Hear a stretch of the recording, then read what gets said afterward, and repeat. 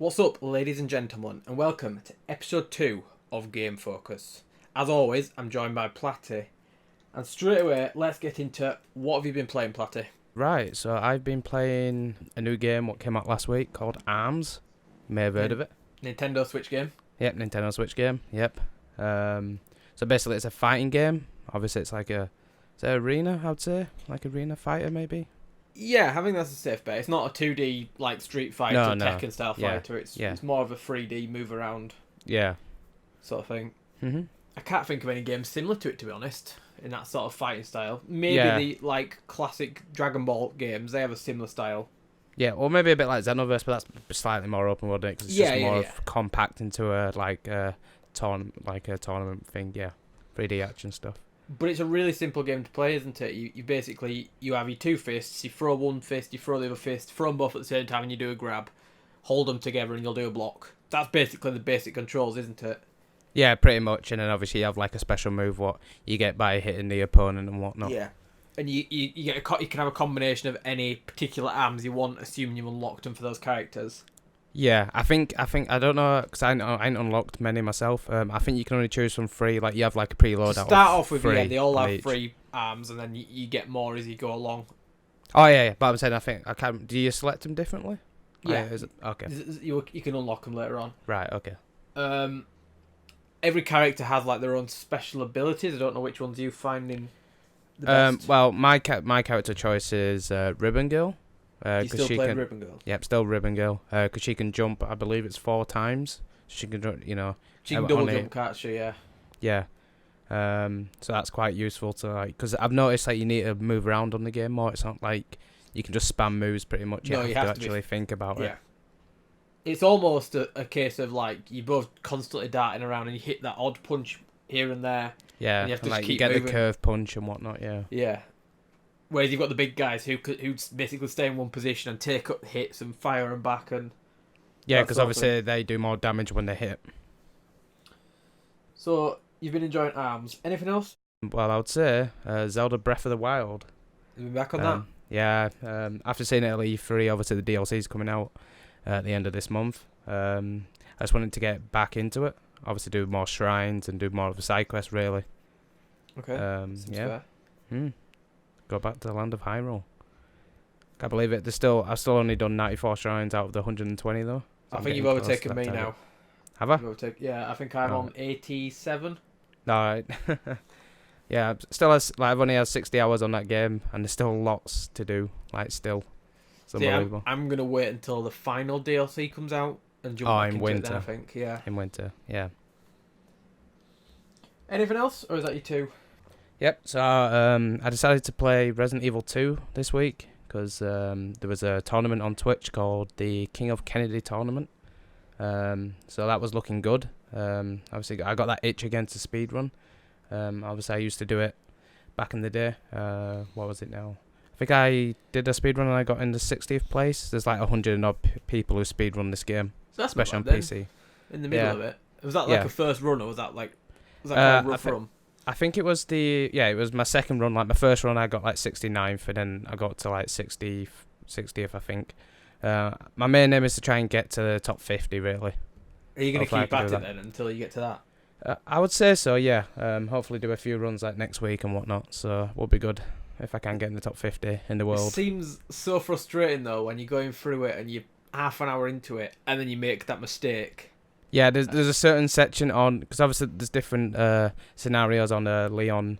On Resident Evil 2. You have Leon A, you have Claire A, Leon B, and Claire B. Most runners actually do Leon A. There's a certain part of it where there's the spiders, and they come out and like poison you. Like RNG. Yeah. And that's the worst point of that game for me. Like there's a clip of me on my own channel, just going what? Because it's so frustrating. Because that's like halfway during the run. Yeah, it must be hard at that point. It's like, do I continue and like not necessarily get a good rating, or do I so a good run, or do I restart and go again? It must be such a difficult decision. Yeah, because you have to go into you go up these stairs and there's another room, so that takes seconds. Really, you could be on if you've had a good run prior to that, maybe a good time, maybe you have those few extra seconds to do that. But you obviously think, if you had a perfect run on this, like doing everything, that would have took time. Seems quite exciting then. Do you think you'll speed run when the remake comes out on that new game? We'll have to wait and see on that. Depends on what changes they do, and like obviously, I imagine they'll add like newer areas in the game. Yeah, quite possibly actually. What like they did in like they did in obviously the original remake. Yeah. All right then. My game, I sort of teased it last week when I said I went out and picked it up. I've been playing Wolfenstein: The New Order and Wolfenstein: The Old Blood. I was so wrong about these games. They are brilliant. If I was to rate The New Order, I'd give it a 9 out of 10. That's how much I enjoyed that game. Oh wow, you are turning over events. It's just it's a total like U-turn. I don't know what happened. I just got so like engrossed in that game. I don't know why I didn't the first time. Well, like I said to you though, I think it might have had you might have had a big backlog at the time. Like a busy schedule. Yeah.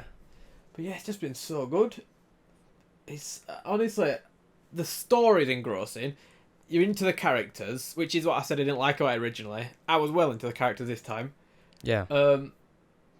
You feel the hatred BJ has for the Nazis. Yeah. And then there's the combat. The combat's obviously the ultimate hook of that game. Dual wielding shotguns going mad it's crazy the guns that they give you in that game.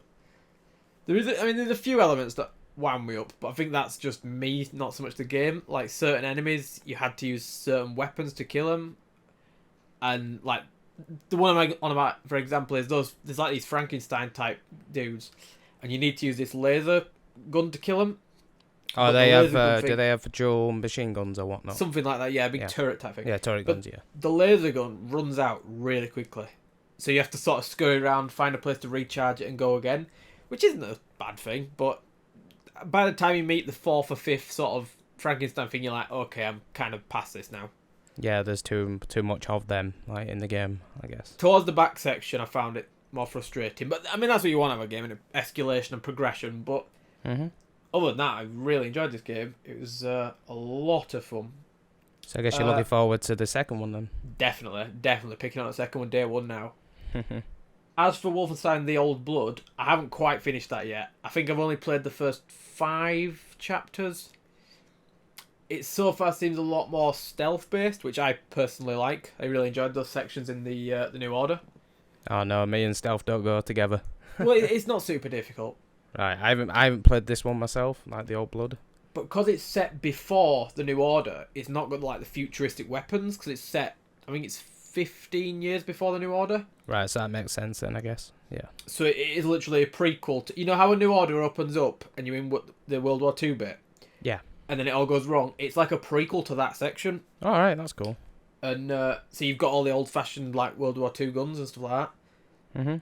And it opens with you infiltrating Castle Wolfenstein, which, what more do you want out of a game like that? That sounds like a cool moment. Epic. Yeah. And then you get the double-barrel shotguns, you're running around shooting people with that. It's crazy fun. But I don't want to talk too much about that, because obviously I haven't finished it, and my opinion might totally go downhill by the end of the game, I don't know. We'll have to wait and see on that, I guess, next week. But honestly, so far the gameplay in both those games are super fun. I'm definitely looking forward to the sequel. At the end of this year. Yeah, in October. That is all I've really had time to play. I've dabbled in little bits, but it's nothing worth talking about. So up next, I think we need to discuss some of the news of the gaming world. First up, we'll discuss Resident Evil 2. There's quite a few different parts to this story. The first thing we'll go with is the fact that supposedly it's out soon, according to the producer of the game. Now, I don't quite know what they mean by soon. What would your take on that be? Well, let's see. I think it's been like 2 years since they announced the announcement. Yeah. So it surely has to be near enough ready by now. And I believe, is this year the 20th anniversary? Not this year, no. I think it's January next year. Oh, okay. So it's very close, maybe obviously. Maybe it could come January then. Yeah, so that could be like a TGS announcement maybe, or PSX maybe after. One thing that I wonder if they're going to do, because they've dabbled with sort of episodic before with Revelations 2. I wonder if they're going to do, like, you know, you were on about earlier, right? Leon A, Claire A, Leon B, and all that stuff. Or like release one in one part. I wonder if they're going to do it like that, yeah. 1 month release A, then B, then the other A, then the other, you know what I mean? And then maybe like Tofu Warrior or whatever it's called. And Hulk, yeah, and you have you have 4th Survivor and whatnot. And so maybe they'll do it that way, which I don't know if I want, but I wouldn't be against it. But I wonder if they'll go in like, because the thing with the scenarios, obviously, 2 are like canon and 2 are not. Is that how it works? 2 are definitely canon and 2 are... Yeah. Like the canon ones are Leon B and Claire A. Because they need to definitely have that in there, because that's a huge part of the game. Yeah. So that's... If they wanted to get it out quicker, I could see them doing this. But I don't know. Because honestly, once they've built... It's the same levels and stuff, and there's no new environments to each campaign, is there? I think there's a slightly different like bit in the lab on the B scenarios. I haven't really dabbled into the B scenarios, but I remember there's a certain different area in the lab. All right, the final like section of the games. So it's not, but there's not too much that they'd need to create like a whole new location. No, it's still the police station mainly. Yeah. So I could definitely see them doing this then, because it's quite easy for them to churn stuff out. Sort of, they release one every 2 weeks or something like that, and then after 6 weeks' time, the whole game comes out on physical disc at retail. Yeah, like they did with Revelations 2. Yeah, because I mean they've dabbled in that before, so we know it's kind of happening. Yeah. They also have they sort of mentioned that they are working on an unannounced Resident Evil game, which is not related to 2, but I just thought I'd bring it up because that's interesting to know that there is another game potentially coming out this year, as well as remake maybe. Yeah, well at the moment the only Resident Evil game coming out later this year is Revelations HD. Well, Revelations on the PS4 HD, the and original, Xbox One. And then there's a DLC for 7. Oh yeah, Not a Hero campaign, yeah. Yeah, features a certain character. The other stories referring to Resident Evil 2 is about the voice casting. It seems most of the original voice casting is not coming back. Voice actors, I should say. Voice actors and actresses. Supposedly, the actor for Leon, Claire and Ada are not returning for this game. Because they're wanting, non-union? Yeah, non-union, yeah. Which, I can kind of see where they're coming from. I don't necessarily think it's the right thing to do, but I can kind of see why they'd want to do this. But I think as well, I imagine that because it's a remake of the original, obviously the characters will be younger. Obviously, people's got older, so obviously you got to think of the point want younger voices and whatnot, probably. So that's probably why they've replaced it. But I believe these characters have had different voice actors in the past. It's not they've always been these specific actors. Well, for Claire, because it was Alison Court who did pretty much. She's the longest voice actress on a voice actor. Yeah. In the Resident Evil franchise. Well, did she not change for the Resident Evil? Was it Revelations 2 she changed? Yeah, it was Revelations 2 what she got dropped. Like she did every Claire. Each Resident Evil game what featured Claire and film. It is a possibility that this new actress thing who did Revelations 2 could be going back to the remake. Maybe so, or they'll find someone else. Obviously, Leon's been replaced quite a few times. Yeah. 3 or 4 if you count the spin-off games. I don't know about Ada. As I was looking for news about it, I saw Ada had been confirmed as well that she wasn't in it, so I thought I'll mention that as well. Right, I'm not sure on Ada how many times she's been replaced. So it's kind of exciting and worrying at the same time. It's weird because it could be potentially coming soon, but it could not sound like the game people are wanting it to sound like. Yeah, because obviously there's been a lot of obviously people are not happy, especially Alison Court not coming back as Claire. I believe there's been some online petitions, hasn't there? Some stuff. There has, yeah, to get her back into the game, but end of the day, she might be too expensive to get back. Well, we don't know, do we? Don't know what the budget is for this game. It might be a low budget. Yeah, because it's not I know it is a mainline title, but it's a remake. Obviously, the old style. Especially if there's the actor strike going on at the moment. I don't know if that's still going on. Well, apparently, Alison Court updated obviously she has a YouTube channel. Okay. Apparently, she's not part of the strike. What was happening in America? She's part of a different union in Canada. Oh, okay. So she wasn't actually part of that strike. Yeah. Maybe it is that though. They've seen that happen. We're going to get actors that aren't part of unions, so we can, if we want to do more in the future, we're not tied back by this. Yeah, maybe so. Yeah. Which makes sense. So the next piece of news we're going to talk about: Metroid Prime 4 and Pokemon Switch potentially 2018 titles, despite what they said at E3. Potentially. Now let me see if I can find the quote. I'm not sure how to pronounce his name properly. Is it Charlie Scribetta? I think so. I couldn't tell you, to be honest. He basically said, to paraphrase it a little bit, Big games are coming in 2018, including Metroid Prime 4 and the new Pokemon game. It was since then updated to say it meant 2018 and beyond. But I do think the Pokemon game could be coming this year. Yeah. Well, the thing is, he did say, like, on the E3 spotlight, he did say, like, it could take a year or beyond that. So, obviously, a year from now is obviously still June. Like, you know, they could possibly do it. It could be a remake of, like, an older gen. It might not be a new generation. I don't think Nintendo... Well, the new Nintendo of recent announces games that far ahead. I think they tend to...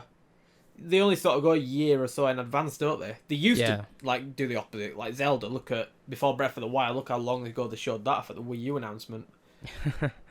Yeah, I think that's the only game what's like, you know, obviously taken forever to come out. Like most of the time the games do release within a year what they show. Yeah. I think Pokemon is probably just not getting more announced because of the Ultra versions. I think they want to let them sell a little bit before they bring them out. Makes sense. And as well, that there's more Switches on the market as well. Like obviously, build that fan base. Yeah. Metroid Prime, though, I think that could be early 2019. Otherwise, I think they'd have shown more. I don't know though, because they might like keep that as an announcement and do it on the later direct. We'll have to wait and see. We don't know how much this has actually been in production and how far it's come along. That's true. They could announce it at next E3 and say, "Here's our gameplay footage. It's out at Christmas."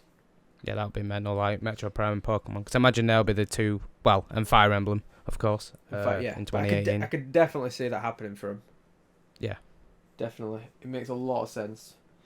The final piece of news, we're talking about Dragon Ball FighterZ. I think it's actually pronounced Dragon Ball FighterZ, supposedly. Yeah, we'll find out probably later on when it's properly announced. Like, you know, someone's actually saying the name from the company. We're talking about a Switch port potentially happening.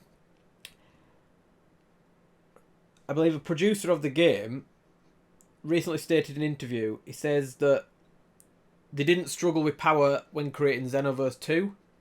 So they basically I'm paraphrasing this obviously. Dragon Ball FighterZ Z could potentially come if the fans are interested enough. And since then people have done a petition and it's picking up quite a lot of momentum. Yeah, on that on Saiyan Island, like their Twitter feed, they've done 19,000 retweets on their little tweet. What they've done. Even the voice of Vegeta, you know, the English dub, Christopher Sabat, has actually said he supports this campaign. I think this game is as good as happening at this point. Yeah, I hope so. They've said they wanted support. Everyone's come out and supported it. Everyone who's interested in it, I should say. Yeah. I think this is happening on the Switch. It's a no-brainer. If they can do Xenoverse easy enough, then FighterZ would be perfect on it. Surely. I'll definitely buy it on the Switch. I'd prefer it on the Switch over any other console. Yeah. It's just that perfect little game for little short bursts, like you play on the Switch. Also, while we're talking about Dragon Ball FighterZ, a new character's been announced. And it's only Trunks, my favourite character in the Dragon Ball universe. So you're very happy about that, no doubt. I am. It's the future Trunks as well with the sword, which is pretty cool.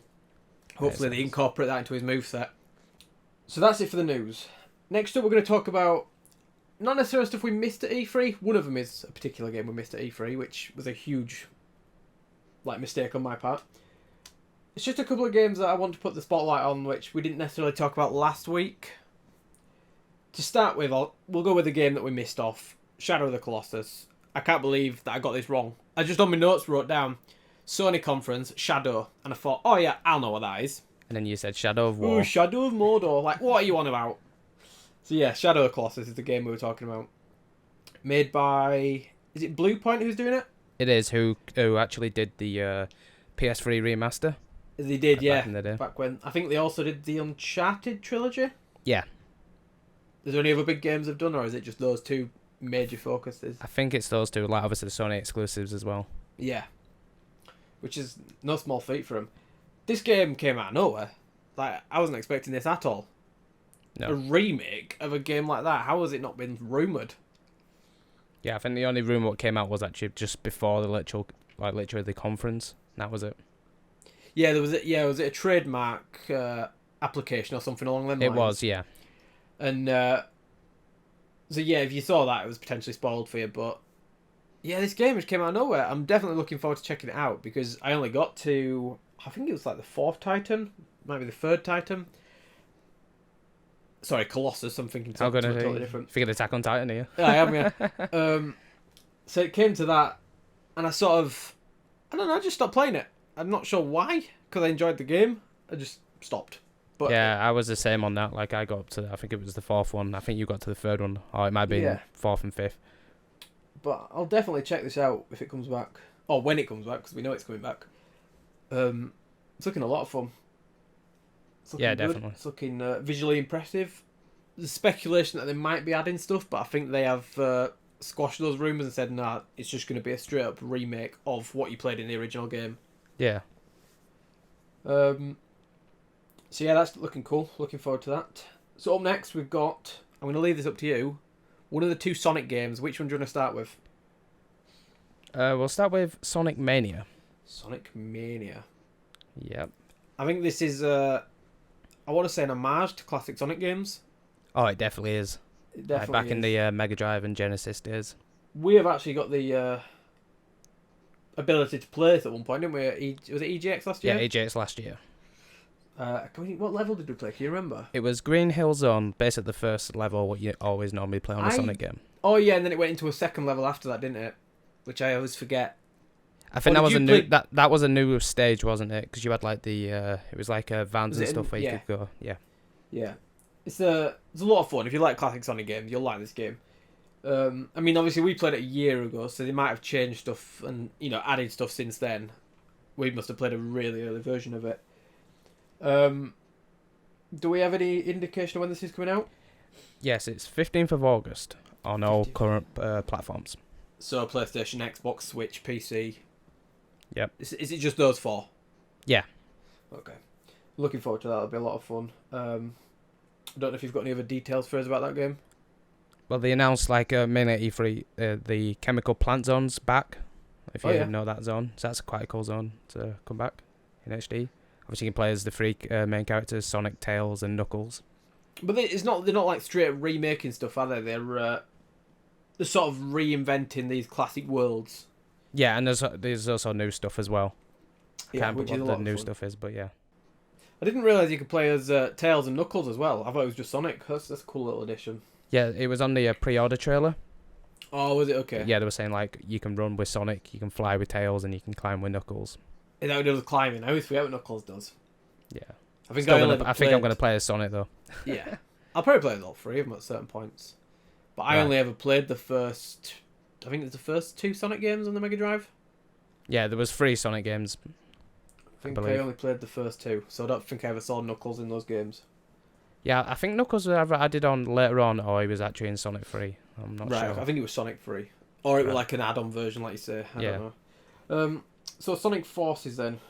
What do you think of this game? I think it's looking quite good. Obviously, you have the classic Sonic, like in Sonic Mania. Like it's a 3D background, but you've got the classic Sonic gameplay. Yeah. And you've got the modern Sonic, like the 3D running and whatnot. And the new feature of this game is that you can create your own hedgehog. Which I don't know if I like that feature. Yeah, looking at it, like the gameplay of that, it kind of looks like Sonic Colors. Don't know if you've ever played that one. I haven't. Right. Well, it's a bit like modern Sonic, but you have like power-ups. They're called wisps. Right. They're essentially power-ups. Like so you can jump and whatnot higher and like become a drill and whatnot. Yeah. Yeah, and obviously you can customize your hedgehog on this game. It looks like the game where I'll enjoy 50% of it. I'll enjoy playing the classic 2.5D levels, but then when it goes to the 3D, I'll hate it. I was never really a fan of the 3D games. See, I don't mind the 3D games. Like I've liked Sonic Generations. Obviously, Sonic Boom, I did not like. Well, I didn't play it, but I just didn't like the look of it. So, I tell you which one I did like. Do you remember Sonic Heroes on the PS2? Yeah, the PS2 generation and GameCube and whatnot. Yeah, I remember having that. That was a lot of fun. Well, that's when you teamed up, wasn't it? Like three. I think so. Yeah, there was only 3 team. characters. Yeah, I believe so. And Sonic Forces, that's coming out. We don't have a date on that, do we? Yeah, and it's coming this year. That's all we know. Right. Okay. So then, the last three games we want to talk about in this section are three games that they're quite small games. I want to put sort of a bit of a spotlight on them, sort of get a bit of exposure for them. The first one I'm going to talk about is called Vampire, spelled Vampyr. It's developed by Dotnod, who you might know from Life is Strange. Now this is they call it a semi-open world action RPG. It's semi-open world in the sense that you've not got huge expansive like open worlds, but instead it's like, small levels with like a sandbox you level in. Right. It's you play as a doctor basically, and there's like a Spanish flu going around Victorian London, and it's your job to sort of, help people out, bring the I can't remember what they called it now. It's basically like every area you go to has like a health limit, and you've got to try and keep the city healthy. Right, that sounds interesting. But the spin on it is you are a vampire. Right. So you need blood. In order to level up, here's the kicker. In order to level up, you need to drink blood. But you can't drink blood from your enemies. You can only drink blood from NPCs, the residents of this city. So you need to it's quite. You have to co-manage, I guess. Yeah, you can go for anyone. Every citizen has a name and like a story and a little backstory and a routine. And you sort of investigate them and work. Like you can play it almost like Dexter, who he targets the bad guys. Like do people who've got really shady backgrounds, and you can be like, right, he's bad news. Mm-hmm. I'm going to drink his blood. The thing is though, you don't actually need to drink the blood if you don't want. You can just be a pacifist and let it all happen. The only problem then is you don't have the abilities and levels and power-ups, because obviously you haven't drunk the blood to level up. Yeah, it makes sense. So it's quite an interesting, you never feel powerful in that game. You always feel sort of hopelessly trapped with what you have to do. The enemies are like these vampire hunters that come after you, and you're always sort of being hunted by them. And they obviously get increasingly more difficult as the game progresses. I don't know, I found it really interesting how you don't play as a straight up 100% good guy. Like there's a little dark secret to you. Outside, yeah, it does sound good. It's got dialogue trees and that sort of thing, and there's an example they give where you go to this mission at the end of it, and you've been hunting for this guy, and when you find him, you can either kill him, and obviously the health of the city goes up, or you can let him be and it goes down. But if you do the investigation work on him, you unlock a third option, which sort of it benefits. You don't kill him, and the health raises and that sort of thing. Right. So it's all down to choice, which I really love. Which, as I said, last week, I love games where it lets you choose how you want to play. Yeah. And is this a full retail release or? This is a full retail release. Right, it's coming in November 2017, so it's not that far out. No, only 5 months away. So that game surprised the heck out of me. I'd suggest if you haven't seen any of it, check out on YouTube. I think you'll be impressed. The next game is, I bet you've never heard of this game. It's called Ooblets. It's developed by two people. And it's basically Animal Crossing meets Pokemon, which, how can you not love? So you arrive in this small village, and you instantly get off your train. Obviously, you customise your character, I'm guessing, before you get to this village. Right. And they basically give you a house and an ooblet. Ooblets are essentially your Pokemon, as you would. Right, okay. And to get more ooblets, you go in your garden and you plant seeds, which I'm guessing you get for beating other enemies, because it's like an action RPG type thing. So it's got a bit like the Pokemon style in battle system, or yeah, I meant turn based. Sorry. Right, okay. Yeah, so it's like that. And I'm guessing you get seeds from that, and then you plant your seeds in your garden, and then when they grow, you get more ooblets. Right. But you also get access to run a shop, so you can sell stuff you grow in your garden, and just bits and junk that you get.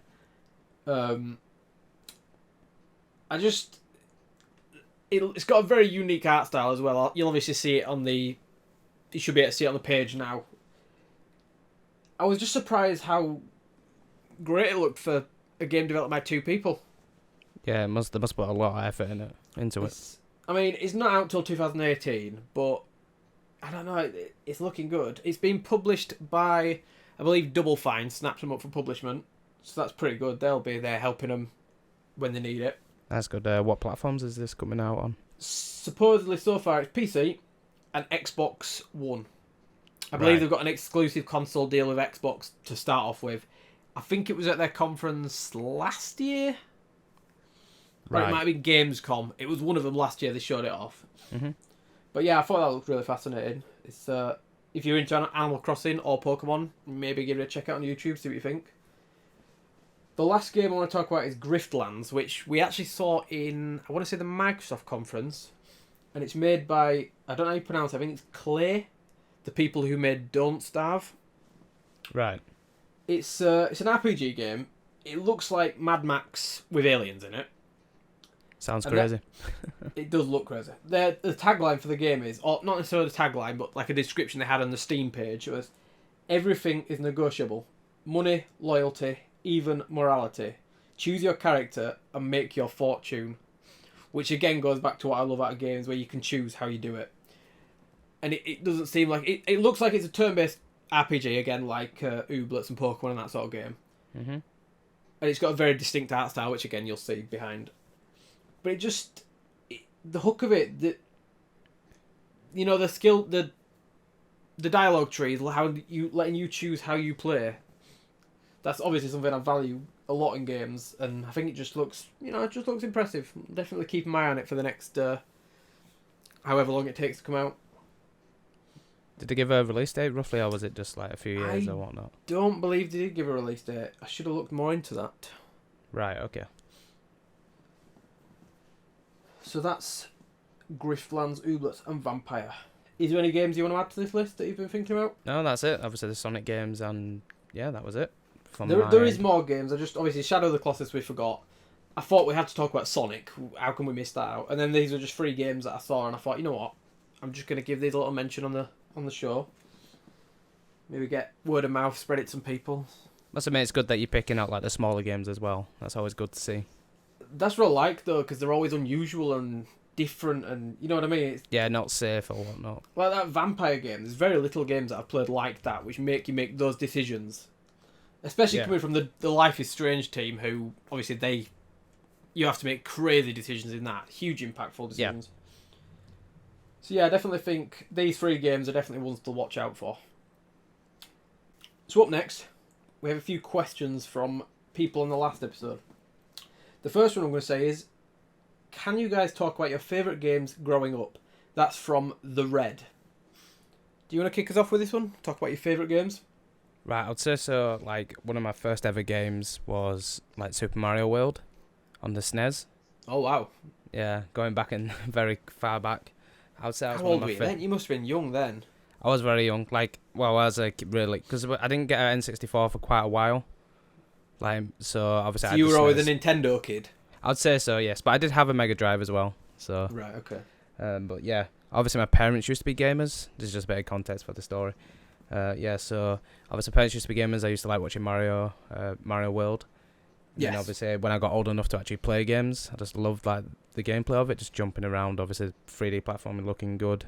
Obviously I had Yoshi to climb on and stuff like that. Yeah, they are the perfect games for kids. Out there, just to learn how games work. Just a little jumping mechanics and yeah, like quite easy to do. I mean, they're not easy games to complete, but they're easy games to start off with. Yeah. Like I always found on Mario games, I could only get to like, I don't know, level 3, level 4, and I'd be like, right, that's it, I'm out. Yeah. When I was a kid. Yeah, I get that. Yeah, with the 2D platform and stuff. Yeah. So Mario was one of your first games. What else did you play as you were growing up? Well, on like, it's obviously like moving on. Obviously, was like Sonic the Hedgehog on the Mega Drive. Oh yeah, I remember playing these as well. Yeah, obviously, yeah. Again, platformer. Yep, that's true. You see a pattern here that I like my platforming games, but I suppose they were the main games of focus back then as well. Yeah, there were a lot of that back then. Yeah, which we're almost coming back into now. Yeah, I'd say so. Yeah. Well, obviously, a lot of developers are like getting old enough now to make those type of games what people obviously want back. Yeah. So Mario and Sonic. Yep.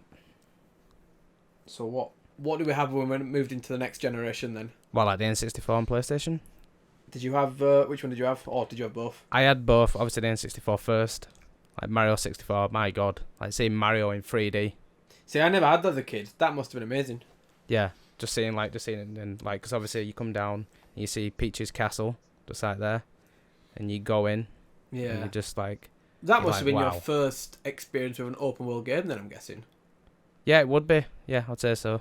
Yeah. 'Cause I say open world. It's not open world in the sense of a GTA, but it is kind of, isn't it? It's sort of small sandbox levels. For that time, like that was like a big thing, obviously for 3D gaming. Like Nintendo obviously brought out the first like 3D proper game. So did you get Legend of Zelda as well? Obviously, Ocarina of Time. I did, but for that I enjoyed it. I only ever did like back then. I only did the first 3 dungeons, and then that was it. I didn't know where to go. I was like freaked out by the little like zombie creatures afterwards, in the dark world. Yeah, I remember buying an N64, and I think I got the memory cards or whatever. I think I got one used. I remember the game. I can't. What did it save them on N64? It was the cartridge, but you had the expansion slot thing in the center. I think you had to have an expanded one for one of them. It was one of those two. I can't remember which. And I remember getting the game or that second hand. I can't remember which it was. And I put it in, and obviously I didn't know what I was doing, so I pressed continue game, and it loaded me up at that point where those things were there, and I never played that game again. Oh, and in the castle in the center. No, or in the city, and it were all burnt down, and all these things were yeah. screaming and then like jumping on my face, and I was like, nope. Yeah, and then you freeze and like going. It's like I never played that game again until it came out on the 3DS. Yeah. It really freaked me out. But also part of that generation, obviously, you had like Mario Kart. Like obviously, it came out on the SNES. I never really played that one, Super Mario Kart. See, this is fascinating to me because I never had this. Did you know? No, the Nintendo stuff wasn't really. I did, but I had it more on the Game Boy side than the console side. Yeah. So obviously, with Mario Kart 64 when that came out, obviously you had like 4 ports, so you could play multiplayer, local player, multiplayer. Yeah. So obviously that was a lot of fun, like just playing that. That's why I love Mario Kart so much. Like now, obviously Mario Kart 8, just like the multiplayer madness and stuff like that with all the items and whatnot. That was huge, wasn't it, with N64, the multiplayer stuff? Like you have GoldenEye and those games as well. Yeah, still mental that control. I don't even know, like you had like 3 handle things. It's like, how do you hold it properly? Like each different game you had to hold a different way, didn't you? It was really bizarre. Yeah. Any N64 stuff for you or? Not really. No. I'll go through my list when you finish yours. But right, mine's quite different to yours.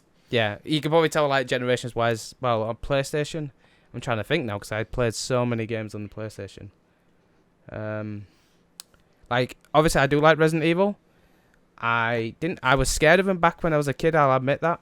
I used to be a friend's brother used to play him, but I used to love watching it. Didn't I had the same playing thing it, with but Dino loved to watch Crisis. It. Yeah, I never played Dino Crisis. No, I didn't. I remember my friend had it. I think he was 2 years older than me, and I always remember watching him play it, and it was like, I'm not playing this game. Right. I always remember when a T-Rex dived through the wall, I was like, nope. Yeah. But yeah, from that, I can't really remember the PlayStation generation, to be honest. My mind's gone blank on that. You obviously weren't hardcore enough. Yeah, hardcore on the PlayStation brand, yeah. So then, what did you get after your Nintendo 64 and your PS1?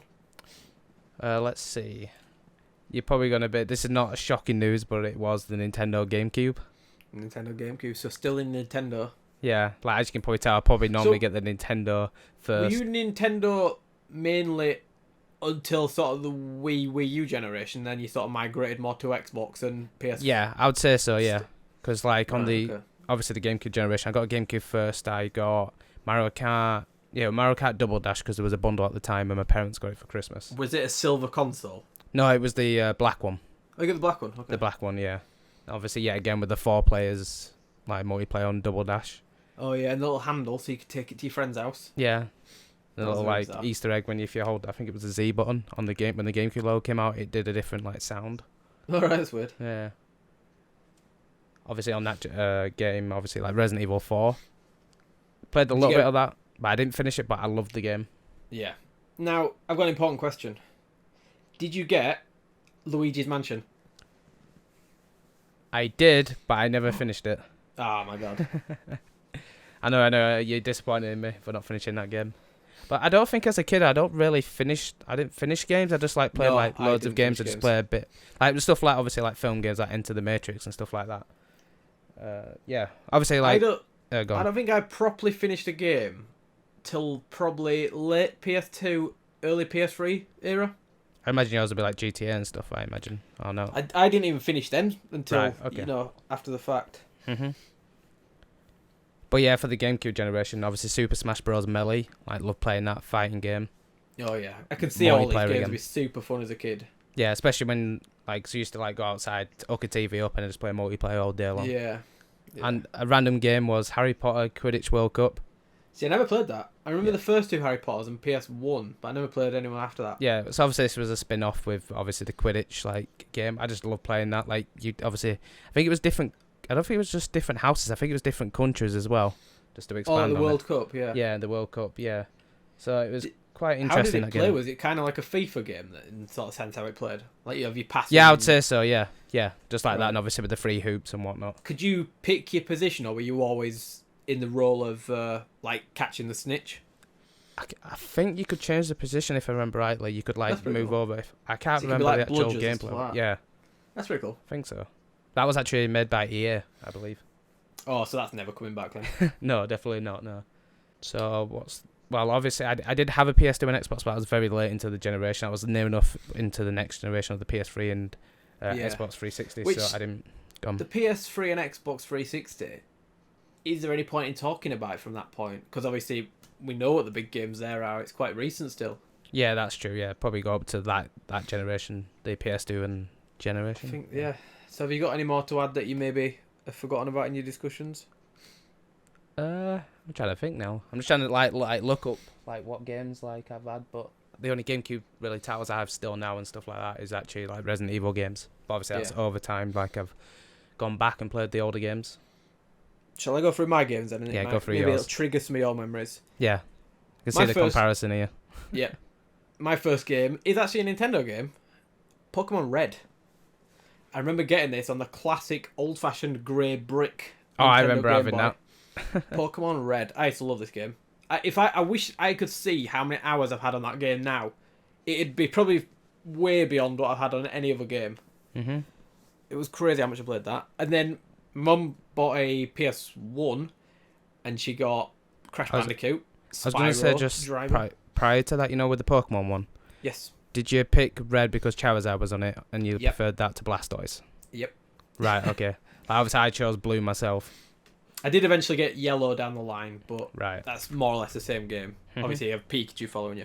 Yeah. Yeah, my mum got a PS1, and we got stuff like Crash Bandicoot, Spyro, Driver, Buster Move, and all these weird games. Oh, Driver. I remember Driver. Driver was good, yeah. But Crash Bandicoot and Spyro trilogy, both those trilogies basically consumed my life. Did I beat one? I don't think I beat the first Spyro, because I remember Nasty Nork. I used to hate that boss. I could never beat him. But I think I finished the other two. We have to fight Ripto, and I can't remember the third one that well. But Crash Bandicoot, these games are brilliant. I can remember more or less every level of this game. In fact, I was watching, the remake's coming out next week. Yeah, I'm on the 30th of June. I was watching gameplay of that. And it's so weird seeing these old levels that you remember in like modern day graphics.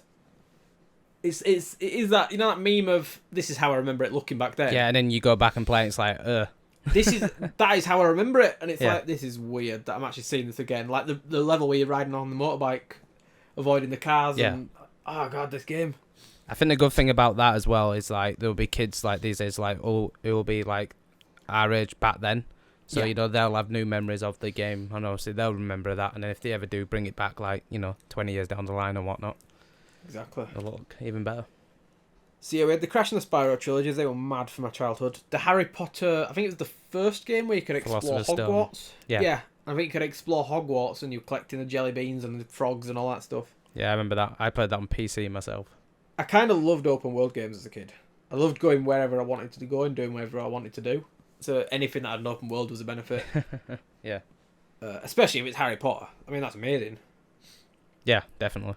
I remember Spider-Man as well. I used to play that. I can't remember what it was called. Was it just called The Amazing Spider-Man? No, it was just called Spider-Man. Just Spider-Man. And it had Stan Lee as the narrator. Yeah, you could go off and find Green Goblin's little lair inside one of the cranes, or you could swing off to the Fantastic Four building. Wait, you on about the PS1 Spider-Man or the PS1 Spider-Man? Right, yeah. PS1 Spider-Man. Okay. Yeah, it were a lot of fun. That just exploring stuff. Like it wasn't open world, but it kind of had a sense of being open world. Yeah. It was kind of a sandboxy level. I did enjoy that Spider-Man game. It was a lot of fun, that game. I don't think I ever beat it. I think I got to the point where Venom chases you, and I think I could never, like... Oh, no, you have to chase Venom. No, that's the second one, I think. No, I thought it was Carnage near the end of the game, and then you have to run away. Oh, no, I'm talking near the beginning. I'm like level 4 or level 5. All right, I think I could never finished it then. I could never catch Venom, and I was like, right. Okay, fair enough. Okay. And obviously, with the amount of games I had, I was like, let's go back to Crash Bandicoot. Yeah. Because obviously there were 3 of them games, 3 Spyro games. And then when we moved into the PS2 generation, it was games like Vice City, San Andreas, Spider-Man 2, Bully, Destroy All Humans, the Lego games, basically anything like an open world that I could explore. So I just, as a kid, just wandering around places, just doing stupid stuff, used to be like I used to just love getting on a motorbike in GTA and just doing stunt jumps. Yeah. And, stupid dumb stuff like that, and just swinging around the city on Spider-Man. Yeah. Just stupid dumb little bits like that I just used to love doing. And then I suppose we're on to like that was sort of it then, on to next gen. So did you never have a GameCube or Xbox then, I guess? Like, was you just PS2? I had a PS2. I mean, before that, I had a Nintendo 64, but I didn't really play it that much because it was at my dad's house and it wasn't something that we had loads of games for. Right, okay. I remember I had Chameleon Twist, which is a dumb game, and was it Lego Racers, which were that played horrible. Yeah. But yeah, other than that, I never really had a Nintendo. Oh, I've missed a huge game out here. Game Boy, Pokemon Silver. This game was my life. Was it Game Boy Color, wasn't it? I had a purple Game Boy Color. Well, it was a Game Boy, but it had like color in that enhancements. That was when you put it in the Game Boy Color. I remember playing it on my purple Game Boy Color with my little battery pack on the back and my little magnifying glass down on the front of it. With a little light on it as well. Yeah. And I remember playing this like mad. Every holiday I went on, that was on the plane, just playing that. Everywhere I went, I had this machine with me. And then it came to the Game Boy Advance, and I got that, and I never got a Pokemon game on the Advance for some reason. Alright, I think that was like my last Pokemon game, like until like X and Y was Ruby, I believe it was. Right.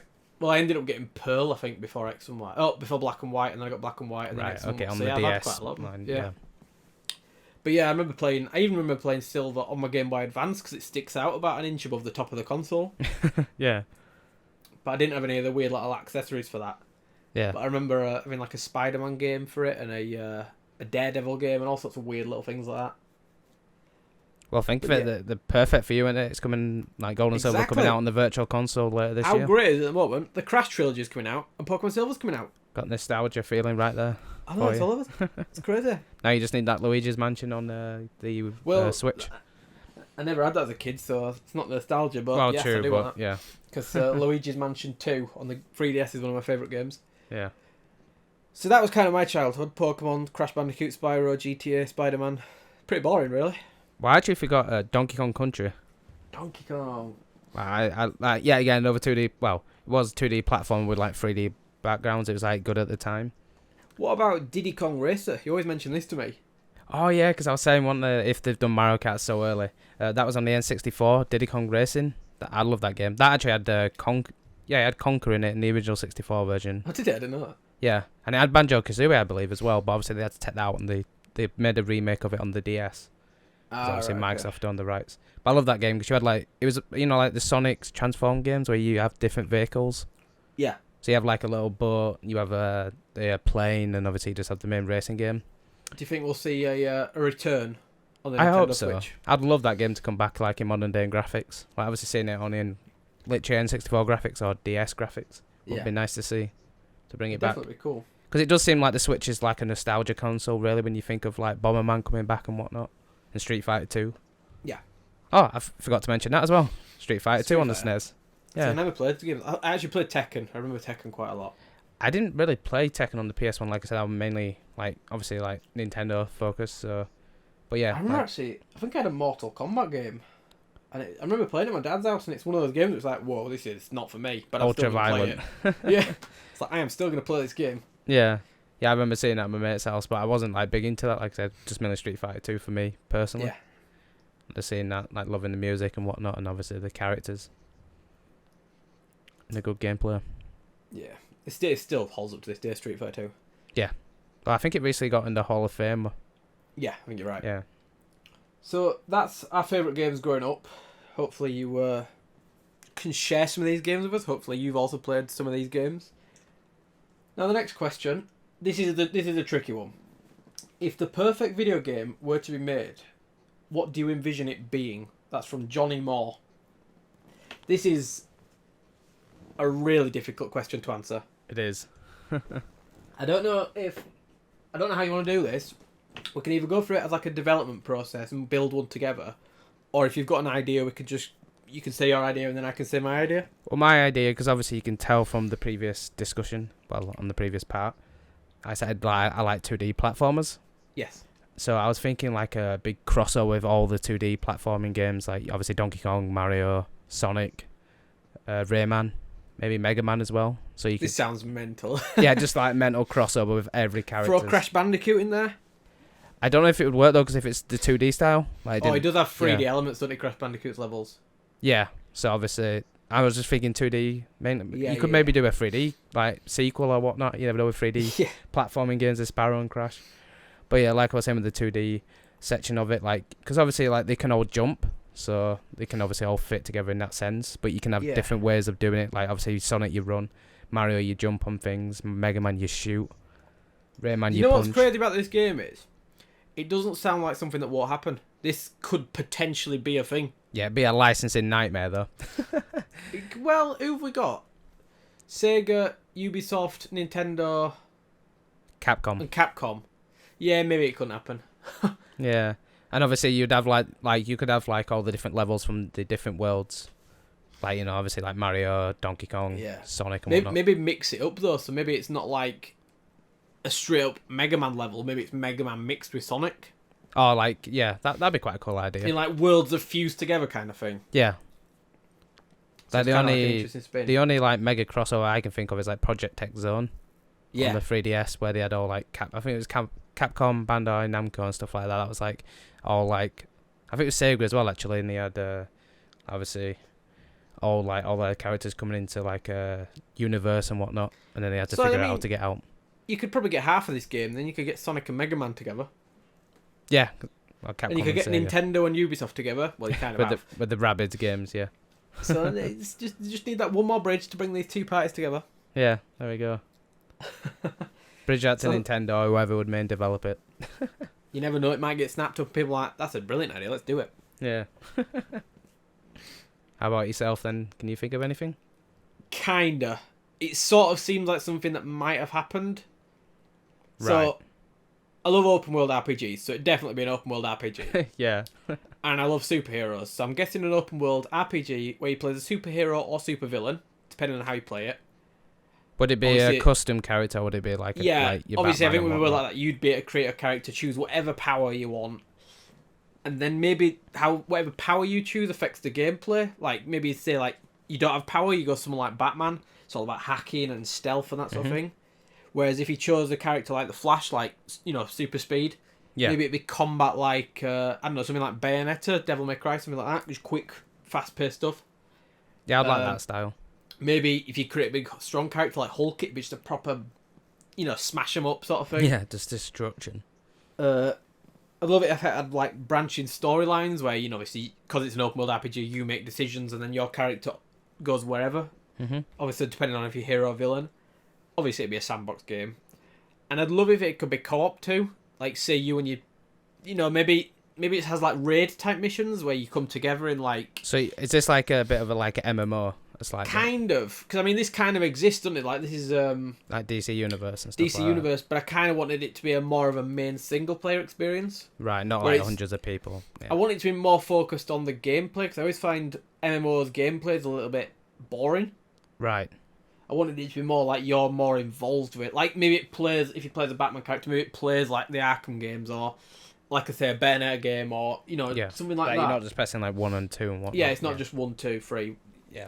Something where it's more focused on you, but then maybe you group out, you go on a co-op mission, 3 or 4 of you join together in like a raid type thing, and you've got to go and, I don't know, steal this item or beat this enemy, and you all team up. It's not the most exciting original idea, but if that game was announced, I would buy it day one. You certainly would. But it just kind of reminded me of was it City of Heroes and City of Villains, DC Universe, and other MMOs, like I say. Mm-hmm. But like you said, you want it less online. You want it more focused. Yeah, the focus. I want more on the gameplay. I mean, it'd be crazy if they were to build a stealth game, a Bayonetta game, and some sort of mad smash 'em up game all within the same game. That's not. That's why you do like you get platinum for that style, like the Devil May Cry action, and you get, I don't know, you could probably think of like for the other combat maybe get Rocksteady. Yeah, Rocksteady. That's it. But that's like that sort of thing. It's something like that. But I mean, it's not going to happen. It's just mad, the idea of having the different combat things. Mind you, say that, Disney Infinity kind of had it had about 4 or 5 different developers working on little bits and bats. Right. So it could happen. It could happen, but I doubt it. Yeah. But if I was to choose a game, that'd be what I'd go for. Mm-hmm. So that's it for the questions. Now we're on to recommendations. Is our suggestion of what you should play this week. Do you have a recommendation for people? Yeah, I would say if you have a Nintendo Switch and you're struggling for games, to pick up ARMS. Obviously, it's a great little fighting game. Obviously, if you like online, like fighting and stuff, these are Grand Prix mode and stuff like that. But there's a lot of different, like there's mini games and whatnot. Like you have the V-Ball and the skill shot mode, stuff like that. It's the same with any fighting game, though, isn't it? You basically it's a multiplayer experience. Yeah, pretty much. Player, but it's never particularly great. Yeah, there's not really any story mode like there is in other games. That's only one thing I would say. But if you are looking for games for the Switch, I'd definitely pick it up. And they are going to bring out free DLC, I believe, in the future, aren't they? Yeah. They announced a new character.